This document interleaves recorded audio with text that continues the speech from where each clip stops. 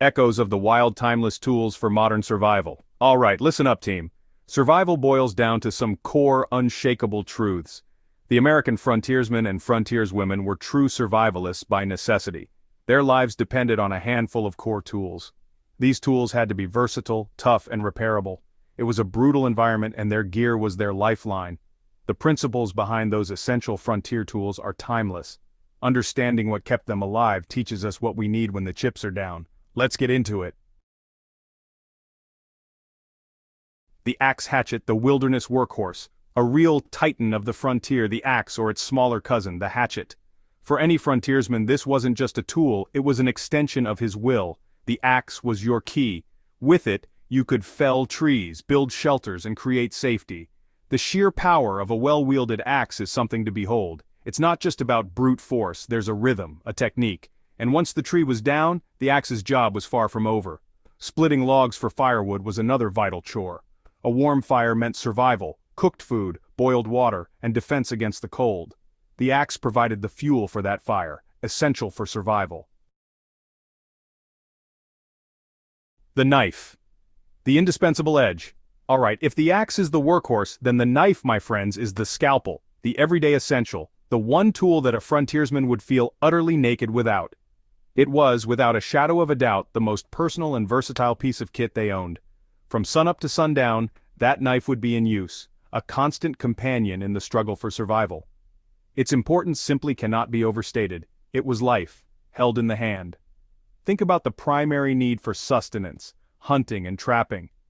Once an animal was procured, whether it was a deer, a rabbit, or even a fish, the knife was absolutely crucial for skinning and butchering. This wasn't just about getting meat, it was about processing the animal efficiently, preserving the hide for clothing or shelter, and ensuring no part went to waste. A sharp, reliable blade made this arduous task manageable, turning potential into life-sustaining resources. Then there's food preparation in general. Beyond game, the knife was used for everything from slicing dried meat or foraged plants to whittling a stick into a makeshift spoon or skewer for cooking over the fire. It was the frontier equivalent of an entire kitchen drawer of utensils, all rolled into one compact, ever-ready blade. The ability to prepare food safely and effectively was a cornerstone of health and energy in the wild. Fire starting kit, flint and steel, the spark of life, fire. It's one of the fundamentals of survival, a primal need that separates us from the beasts. For the frontiersmen, making fire was the essence of life. Their primary method was the trusty flint and steel kit. This simple combination was key to warmth, cooked food, and safety. Imagine the biting cold of a wilderness winter. Without fire, survival chances plummet. Flint and steel, struck together, produce vital sparks. These sparks, caught in char cloth nurtured into a flame, meant survival, a daily ritual, a battle against the cold. Cooking food was another critical function of fire. Fire transformed raw materials into safe sustenance. Boiling water was essential for purification. Fire offered protection, keeping predators at bay. Smoke could signal for help, a beacon in the wilderness. The psychological comfort of a fire cannot be overstated. The frontiersman's fire kit was compact and essential. Right, we've talked about making fire, but what good is fire for cooking or making water safe if you don't have something to put your food or water in? This is where the humble metal pot or kettle comes into its own.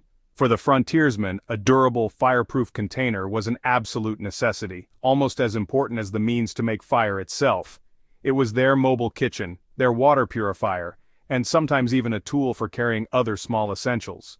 The most critical use, without a doubt, was boiling water. In the wild, you can never assume a water source is safe to drink, no matter how clear it looks. Rivers and streams can be contaminated with all sorts of invisible nasties, bacteria, viruses, protozoa, that can lead to debilitating illnesses like giardia or dysentery. Dehydration is a swift killer, but so is a severe bout of sickness when you're miles from any help. Boiling water for a good few minutes was the frontiersman's most reliable method of purification, making it safe to drink and rehydrate. Then of course there's cooking. While roasting meat on a stick over an open flame is possible, a pot allowed for much more versatile and nutritious meal preparation. Stews could be made, simmering tougher cuts of meat and wild edibles for hours, tenderizing them and extracting maximum flavor and nutrients.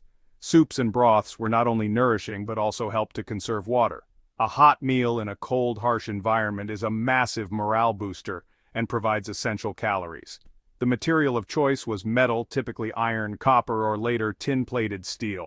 Pottery was too fragile for the rough life on the frontier. For the American frontiersmen, the firearm was a cornerstone of their existence.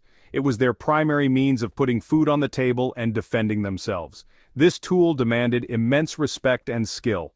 The most crucial role of the firearm was hunting. Bringing down larger animals required the range and power of a rifle.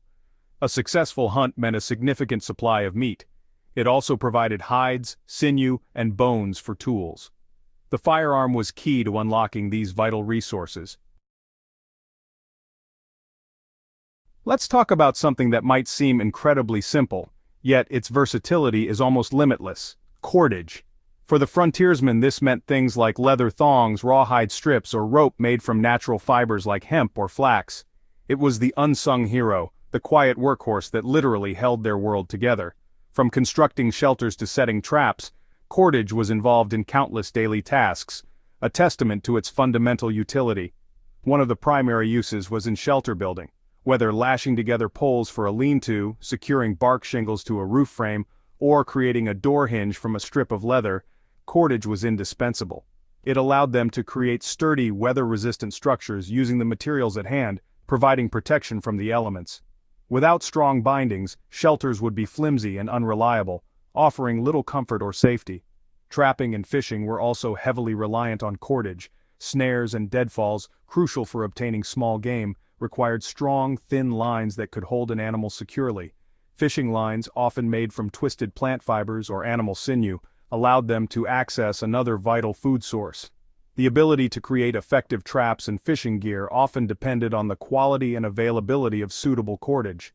Repairing gear was another constant need on the frontier, and cordage was the go-to solution for many fixes. A broken pack strap, a torn piece of clothing, a damaged snowshoe, all could often be mended, at least temporarily, with a bit of ingenuity and some strong cord. This ability to patch things up and keep equipment functional was vital when replacements were non-existent or far away. Finally, let's discuss something that wasn't a single tool, but rather a system for carrying the small, essential items that a frontiersman needed to have immediately at hand: the possibles bag or satchel. This was a small medium-sized pouch, usually made of leather, worn over the shoulder or on the belt. Its name says it all. It contained everything that one might need for immediate survival tasks, repairs, or opportunities that arose unexpectedly. Think of it as their original everyday carry, but tailored for the wilderness. Inside this bag, you'd find a carefully curated collection of small, critical items. This would almost certainly include their fire-starting kit, the flint, steel, and tinderbox we talked about earlier. Having these items protected and instantly accessible was paramount, because the need for fire could arise suddenly. A small patch knife, often a secondary blade to their main belt knife, might also reside in the possibles bag. This could be used for finer work, cutting patches for their muzzle loader, or as a backup. Alongside it, you'd likely find a supply of lead balls, patches, and perhaps a powder measure or a small horn for priming powder, keeping their firearm ready for action. Ammunition and the means to load it quickly were vital. Repair items were also common contents. A few needles, some sinew or strong thread for sewing torn clothing or leather gear, perhaps a small awl for punching holes in leather. The ability to make quick fixes on the trail could prevent a minor inconvenience from escalating into a major problem. A small whetstone for keeping their knives razor sharp would also be a prized possession found within. So there you have it, 7 categories of tools that were absolutely fundamental to the survival and success of the American frontiersmen and women. From the sheer utility of the axe and knife to the life-giving power of fire and a means to cook, the ability to procure game with a firearm, the endless uses of cordage, and the immediate readiness provided by a possibles bag. These tools, combined with their incredible, extensive knowledge of the land and hard-won skills, allowed them to not just survive but to thrive in some of the harshest environments imaginable. They were true masters of self-reliance. For us, as modern preppers, looking back at what they relied upon serves as a powerful reminder of our fundamental needs: shelter, fire, water, food, security, and the means to repair and create. The specific tools may have evolved with modern materials and manufacturing offering enhanced performance and durability, but the core principles remain steadfast. It's about choosing versatile, reliable tools that directly address these fundamental needs, and just as importantly, cultivating the skills to use them effectively. The best gear in the world is useless without the knowledge to wield it. I hope this journey into the past has given you some solid ideas for your own preparedness.